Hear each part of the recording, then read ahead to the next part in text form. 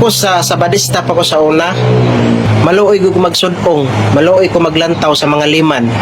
Kay kining mga liman, mao man gyud ni ang mga frontliner, mao ni ang mosaka dito sa bukid, mao ni sila ang magpangita sa mga Bible student.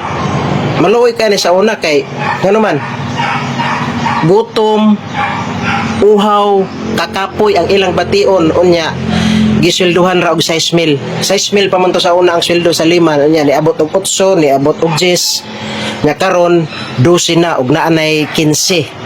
Kung class A ka nga liman mo abot og 18, kung GO ka o kanang gitawag nga gospel outreach mo abot og 18,000 unya kontrata na sa 5 ka tuig.